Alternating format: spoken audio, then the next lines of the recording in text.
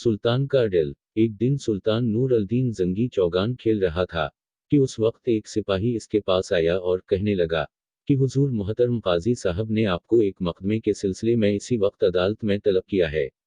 सुल्तान नूर al-Din जंगी अपने खानदान का दूसरा हुक्मरान था।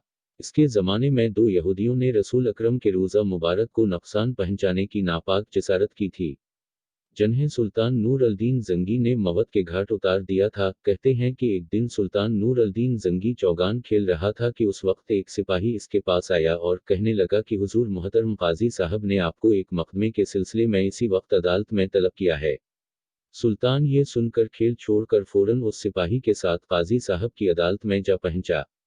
तो काजी साहब ने एक शख्स की तरफ इशारा करके कहा कि उस शख्स ने आपके खिलाफ एक मुकदमा दायर किया है।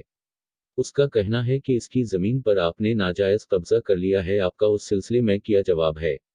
सुल्तान ने नहायत अदब व एहतराम से कहा कि उस शख्स का दावा दुरुस्त नहीं है, वो ज़मीन मेरी अपनी है और मेरे पास इसके सबूत भी हैं।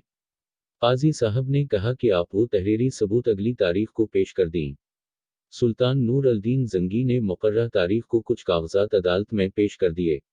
उन कागजात की बुनियाद पर फैसला हुआ कि ज़मीन सुल्तान की मिल्कियत है। सुल्तान ने फैसला सुना और काजी साहब के सामने ही कहा कि अब ज़मीन अपनी तरफ से उस शख्स को देता हूं जिसने मुझ पर मुकदमा दायर किया है।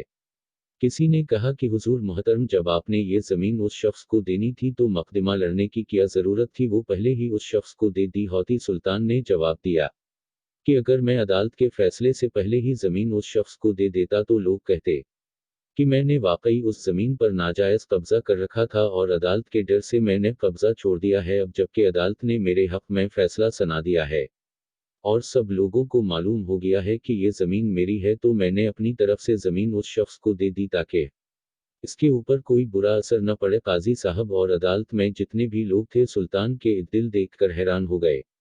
वाह, कैसे हुक्मरान थे कि वो लोग इंसाफ और इद्दिल को अपना फ़र्ज समझते थे।